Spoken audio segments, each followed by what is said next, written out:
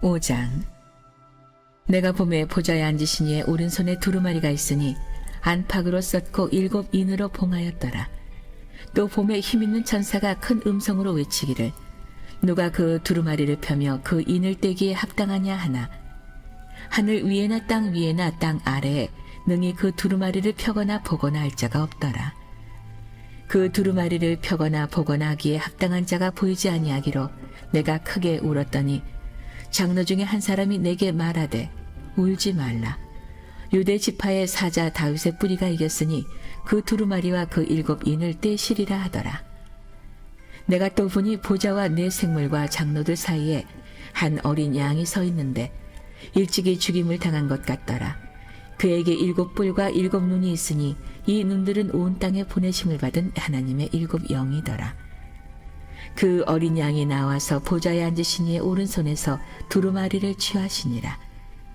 그 두루마리를 취하심에 네 생물과 24 장로들이 그 어린 양 앞에 엎드려 각각 검은 거와 향이 가득한 금대접을 가졌으니 이 향은 성도의 기도들이라. 그들이 새 노래를 불러 이르되 두루마리를 가지시고 그 인봉을 떼기에 합당하시도다. 일찍이 죽임을 당하사 각 족속과 방언과 백성과 나라 가운데에서 사람들을 피로 사서 하나님께 드리시고 그들로 우리 하나님 앞에서 나라와 제사장들을 삼으셨으니 그들이 땅에서 왕노릇 하리로다 하더라. 내가 또 보고 들음에 보좌와 생물들과 장로들을 둘러선 많은 천사의 음성이 있으니 그 수가 만만이요 천천이라. 큰 음성으로 이르되 죽임을 당하신 어린 양은 능력과 부와 지혜와 힘과 존귀와 영광과 찬송을 받으시기에 합당하도다 하더라. 내가 또 들으니 하늘 위에와 땅 위에와 땅 아래와 바다 위에와 또 그 가운데 많은 피조물이 이르되 보좌에 앉으신 이와 어린 양에게 찬송과 존귀와 영광과 번능을 세세토록 돌릴지어다 하니 내 생물이 이르되 아멘 하고 장로들은 엎드려 경배하더라. 오늘도 이런 새벽 비명 마음의 소원을 품고 주님께 오신 여러분 모두를 주님의 이름으로 축복하고 또 환영합니다. 오늘 이 요한계시록 5장 말씀인데 참 요한계시록은 우리가 쉽게 묵상하기 어려운 그런 말씀이죠. 그러나 이 말씀도 우리를 향한 주님의 말씀이기 때문에 주님께서 성령의 역사 가운데 우리로 하여금 깨닫게 하시는 그 축복, 그 선물을 오늘도 허락해 주실 줄로 믿습니다. 자, 정리해보면 1장부터 3장까지 내용은 지상교회에 관한, 그래서 7교회에 대한 주님의 메시지가 그것에 담겨 있었죠. 그래서 첫사랑을 회복하라. 첫사랑을 회복하지 않으면 내가 촛대를 옮기겠다. 네가 신앙생활을 해더라도 미지근한 신앙생활하면 안 된다. 그렇죠? 그래서 덥든지 아니면 차든지 하라. 그렇지 않으면 내가 너를 토해내겠다. 칭찬의 메시지도 많이 있었지만은 이런 또 무서운 책망의 메시지도 있었던 것이 사실이에요. 적은 능력을 가지고도 하나님의 역사를 이뤄나가고 그리고 하늘문이 열린 성도, 하늘문이 열린 교회, 하늘문이 열린 그런 축복의 삶을 살아가는 그 빌라델피아 교회 같은 그런 성도, 그런 교회에 대한 칭찬도 있었지만 또 이런 경고의 메시지도 있었어요. 이 요한계시록은 박해 시대를 살아가는 성도들, 박해 시대를 살아가는 교회 공동체를 향한 주님의 생명의 말씀이에요. 할렐루야. 박해 시대에 우리가 이 박해와 환난, 고난 때문에 믿음의 길을 떠나게 되고 기도의 자리를 떠나게 되고 예배의 자리, 섬김의 자리, 전도의 자리를 떠나게 되거든요. 그래서 떠나지 말고 첫사랑을 회복하라는 거예요. 그리고 신앙생활을 하려면 뜨겁게 하라는 거죠. 할렐루야. 그리고 주님께서 우리 가운데 주신 능력이 크든 작든 내게 주어진 그 능력을 가지고 감사함으로 섬기라는, 그럴 때 작은 능력이 큰 역사를 이룬다. 할렐루야. 자, 이런 소아시아 7교회, 지상교회를 대표하는 그 교회들에 대한 메시지들이 쭉 1장부터 3장에 나오고 그 다음에 4장, 5장이 천상교회에 관한 메시지예요. 그래서 4장에서 이미 천상교회 보좌에 앉으신 그 하나님, 그 하나님께 예배하며 경배하는 그 천상교회 모습에 대해서 우리가 묵상을 했고, 그 다음에 5장 안에는 어린 양 예수 그리스도, 그가 천상교회에서 하늘 보좌 오른쪽에 앉으셔서 말씀의 두루마리에 인을 떼는 그 어린 양 예수의 영적 권위에 관한 말씀이 4장과 5장에 나오는 거예요. 그래서 이제 특별히 이제 오늘 5장 말씀, 어린 양 예수 그리스도의 천상교회 보좌에 앉으심 그 주님, 그리고 그 주님의 오른손에 봉인된 말씀의 두루마리가 있는데, 그 두루마리를 풀 수 있는 유일한 자는 누구냐 하면은 오직 주님밖에 없다는 거예요. 여러분, 그 내용이 5절, 7절, 8절에 나오는데, 먼저 5절 말씀 함께 읽어봅니다. 장로 중에 한 사람이 내게 말하되 울지 마라. 유대 지파와 사자 다윗의 뿌리가 이겼으니 그 두루마리와 그 7인을 떼시리라. 다윗의 뿌리 누구예요? 예수 그리스도를 말하는 거예요. 예수 그리스도만이 이 말씀의 두루마리를 풀 수 있는 유일한 영적인 권위를 가지고 있다. 그래서 그 뒤에 7절로 8절 말씀 보게 되면 그 내용이 반복해서 나오죠. 함께 읽어봅니다. 그 어린 양이 나와서 보좌에 앉으신 이의 오른손에서 두루마리를 취하시니라. 그 두루마리를 취하심에 네 생물과 24 장로들이 그 어린 양 앞에 엎드려 각각 검은 거와 향이 가득한 금 대접을 가졌으니 이 향은 성도의 기도드리라. 아멘. 할렐루야. 자, 이 말씀 보게 되면 두 가지 내용이 나오는 거예요. 자, 하나는 하늘 보좌에 앉으신 어린 양 예수 그리스도께서 말씀의 두루마리를 그 인봉을 떼는 그런 내용. 오직 그분만이 이 말씀의 두루마리의 인봉을 뗄 수 있다는 거예요. 여러분, 주님께서 말씀이 육신이 돼서 우리 가운데 오셨죠. 할렐루야. 말씀이 육신이 돼서 우리 가운데 오시니까 누구냐면 예수 그리스도시죠. 그래서 그분을 주님 자신이 나는 하늘로부터 온 산떡이라 그랬어요. 생명의 떡이라. 근데 사람들이 그걸 모르고 자꾸 육신에 썩어질 떡을 쫓아서 주님을 쫓았던 거예요. 그 수많은 무리들이. 그래서 그들이 깨달아야 하는 것은 뭐냐면 이 육신의 떡이 아니고 생명의 떡, 그 생명의 떡으로 온 주님을 구하고 주님을 찾고 주님을 경배하기를 열망했던 거죠. 할렐루야. 그 생명의 떡, 그 주님의 생명의 떡으로 오신 주님의 삶 자체가 이미 뭐예요?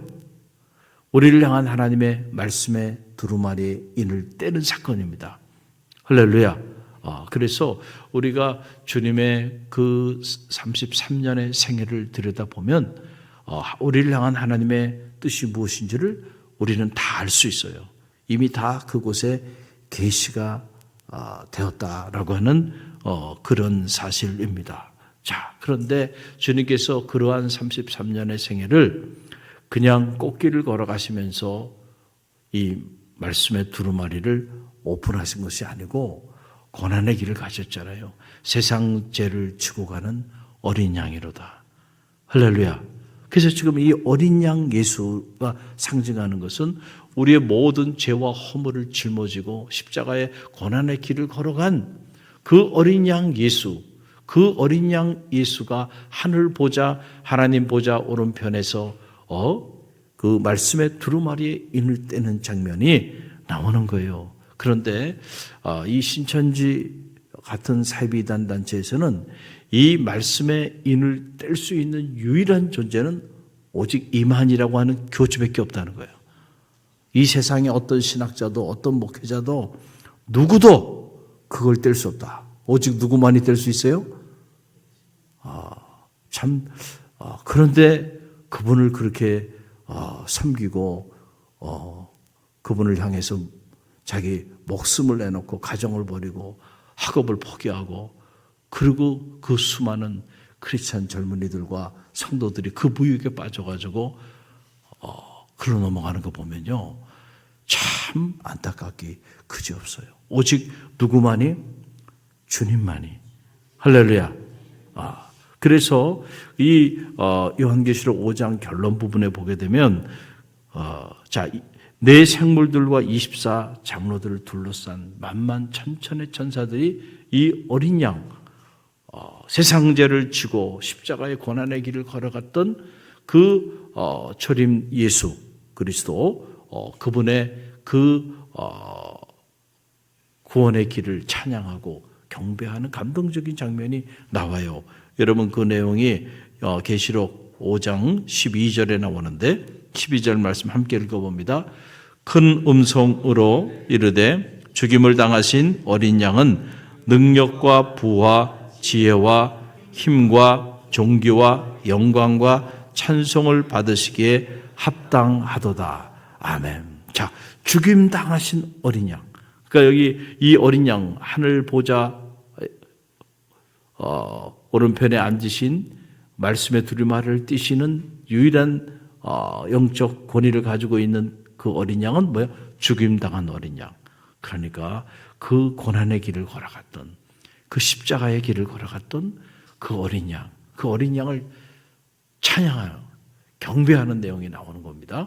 자, 그 내용을 보니까 죽임 당하신 어린 양은 능력과 부와 지혜와 힘과 존귀와 영광과 찬송을 받으시기에 합당하도다. 여러분, 어떻게 보면은요, 이게 이해가 잘 안 되는 그런 대목일 수도 있어요. 자, 보세요. 죽임 당한 어린 양이에요. 그러니까 얼마나 나약해요.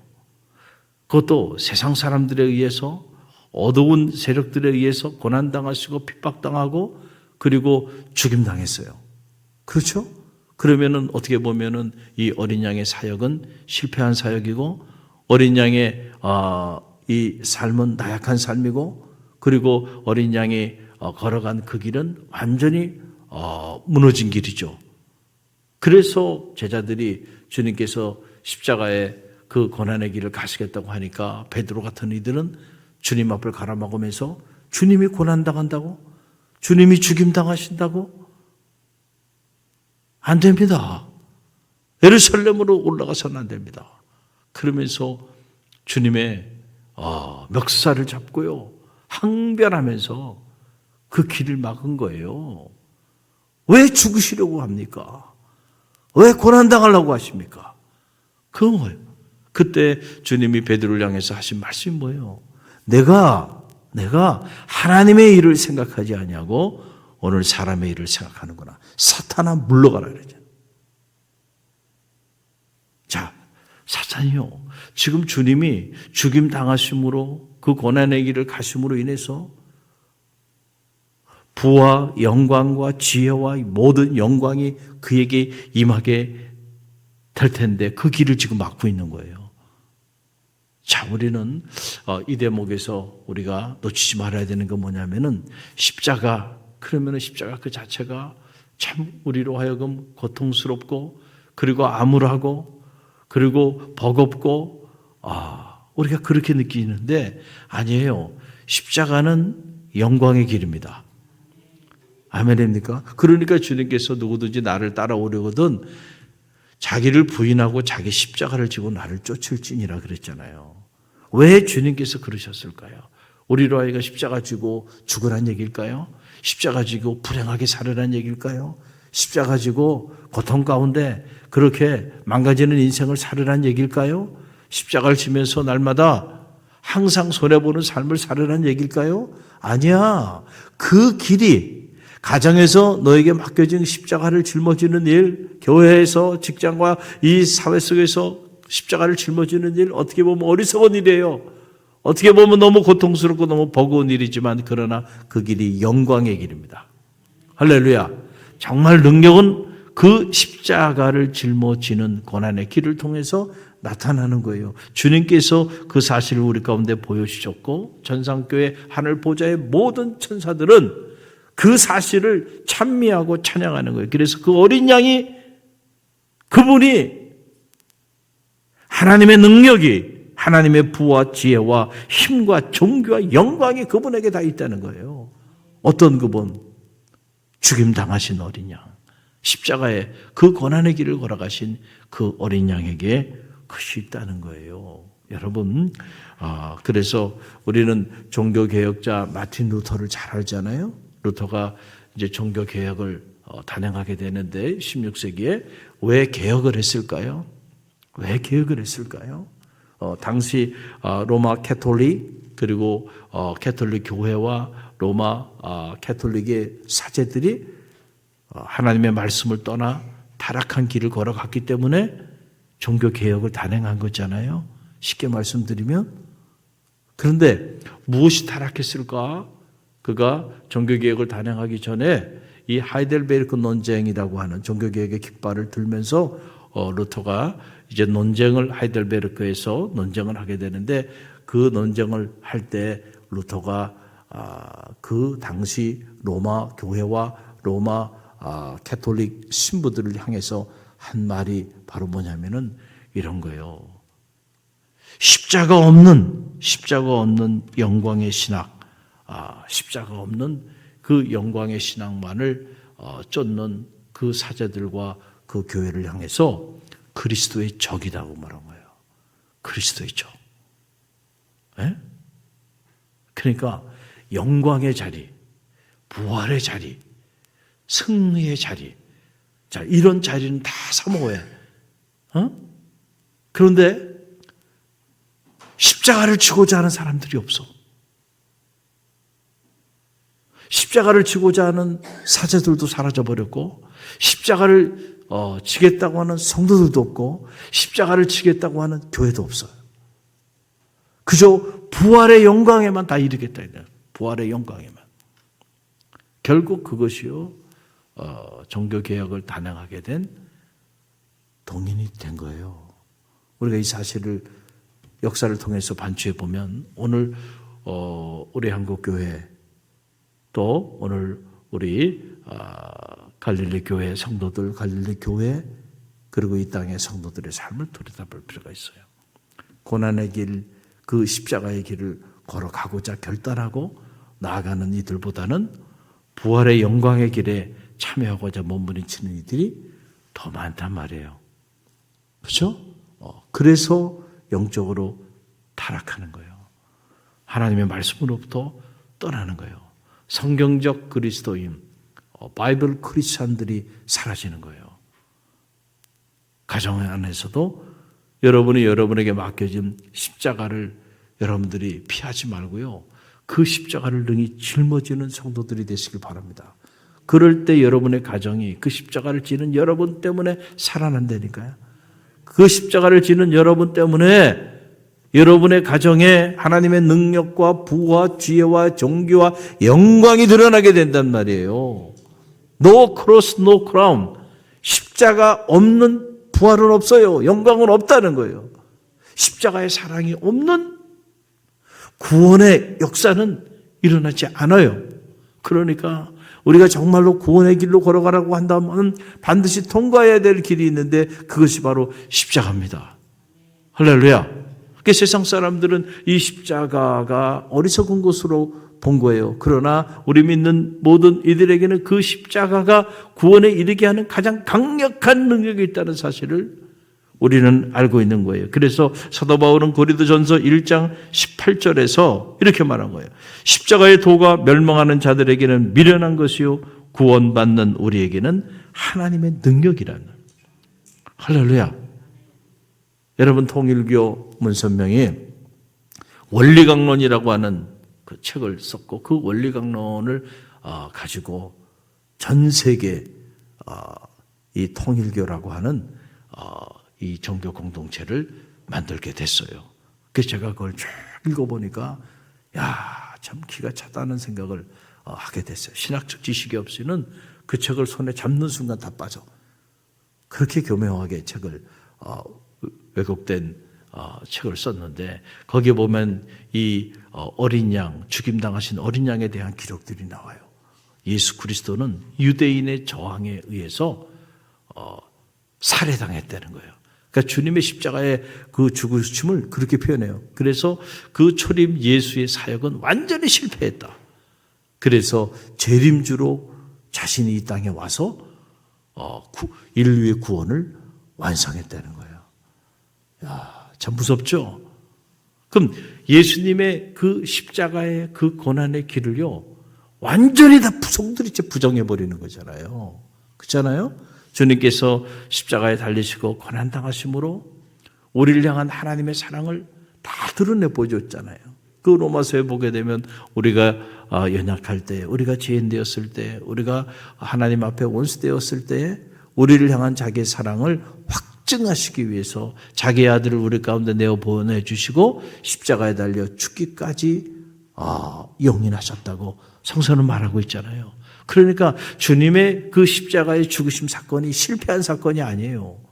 우리를 향한 하나님의 사랑을 드러난 사건이죠. 할렐루야. 그 십자가의 보혈의 피가 오늘 우리를 구원에 이르게 하는 능력이 되잖아요. 너희는 이 마음을 품으라고 그리스도 예수의 마음이니, 빌립보서의 말씀 아니에요? 그는 근본 하나님의 본체시나 하나님과 동등됨을 여기지 아니하시고 종의 형체를 가져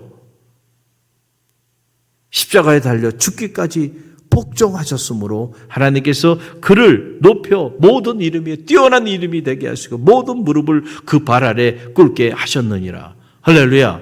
이 모든 경륜이 하나님의 뜻 가운데서 이루어진 거고, 예수 그리스도가 철저히 복종하여 종의 형체를 가져 우리 가운데 오시고 십자가에 달려 죽기까지 복종하심으로 모든 이름에 뛰어난 이름이 되고, 할렐루야. 모든 이름이 그 발 앞에 엎드리게 되는 그런 영광의 역사가 나타난 거 아니에요.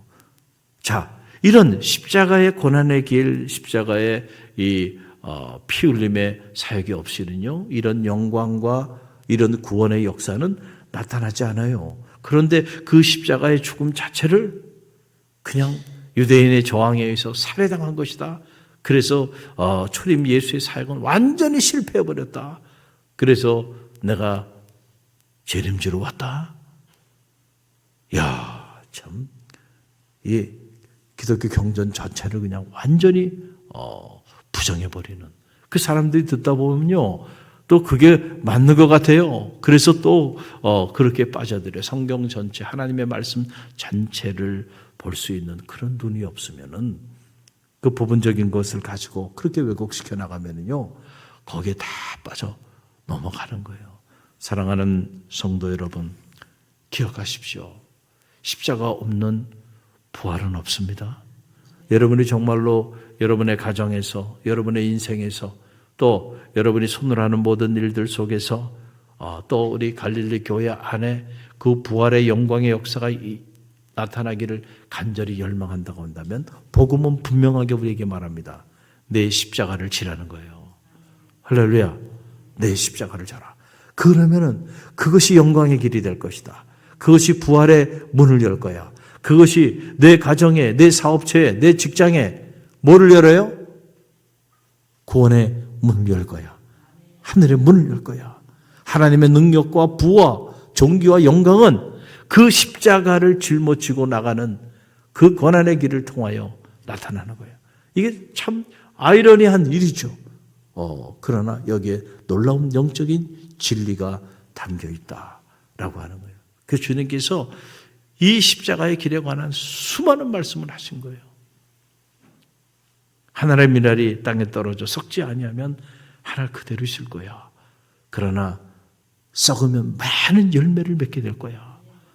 그 말씀 자체가 바로 뭘 얘기하는 거예요? 하나님의 미랄로 당신이 오셨고 하나님의 미랄로 완전히 십자가를 지심으로 죽임당하셔 썩어져 뿌려짐으로 인류 구원의 역사를 이루셨다는 거 아니에요? 여러분, 가정도요, 행복한 가정, 건강한 가정, 또 믿음의 명문 가문들 한번 들여다보세요. 그게 그냥 그렇게 이루어졌을까? 아니라니까. 누군가 그 자녀들을 위하여, 그 가정을 위하여 오늘 여러분들처럼 이렇게 새벽을 깨우며 성전에 나와 매일 기도하는 기도의 어머니, 기도의 아버지가 있었고, 교회가 은혜 가운데 성장하고 하나님의 역사를 이루어갑니까? 헌신의 최고의 헌신은 기도의 헌신이라고 그랬잖아요. 할렐루야. 이렇게 주님의 피로 값주고 사신 성전에 나와서 새벽을 깨우며 자기의 자리를 지키며 주의 종을 위해 기도하고 성도들을 위해 기도하고요. 맡겨진 사명을 위해서 그렇게 날마다 기도하는 기도의 헌신자들이 있었기 때문에 그것이 교회의 영적인 엔진이 돼서 그래서 그 교회가 영적 전쟁에 승리하며 복음의 역사를 이어나가는 거죠. 여러분, 이게 다 십자가예요. 우리가 짊어져야 되는 십자가. 기도의 십자가예요. 할렐루야. 헌신의 십자가, 섬김의 십자가들이 있어요. 그런 헌신, 그런 헌신자들을 통해서 오늘도 부활의 역사들이 나타나는 거예요. 직장에서도 또 사업체 안에서도요. 여러분, 그냥 기업이 막 일어납니까? 누군가 소리 없이 그 사업체를 위하여 헌신하는 이들이 있어요. 직장도 마찬가지예요. 그래서 직장에도 이렇게 보면 벌써 제가 대학에 있을 때도 이렇게 보니 벌써 그 학과마다 그렇게 남다른 업적을 이루는 학과들 같은 경우는요. 벌써 새벽에 교수들이요. 새벽에 일찍 출근하고 밤늦게까지 연구실에서 연구하고요. 그렇게 학과를 살리기 위해서 학교를 살리기 위해서 그리고 방학 때도 실처장들이 그냥 학교의 미래를 위해서 모여 회의하고 자기 시간 내서 헌신하고 그런 사람들이 있어서 또 대학이라는 조직도 이 국제 경쟁 사회 속에서 뒤처지지 않고 앞서가는 거예요. 기업도 똑같은 거죠. 변하죠. 다 변해요. 그런데 누가 더 빨리 변하느냐. 속도가 전쟁 아니에요. 얼마나 빨리 변하느냐 말이죠. 누가 패스트 무버가 되느냐에 따라서 기업의 운명도 결정해요. 그러기 위해서는 누군가 남다른 헌신, 남다른 자기 희생들이 있는 거예요. 그래서 이렇게 직위가 높으면 높을수록 직장 출근하는 거 보면 결국은 높은 사람들이 더 먼저 출근하는 거예요. 그게 되는 직장이에요.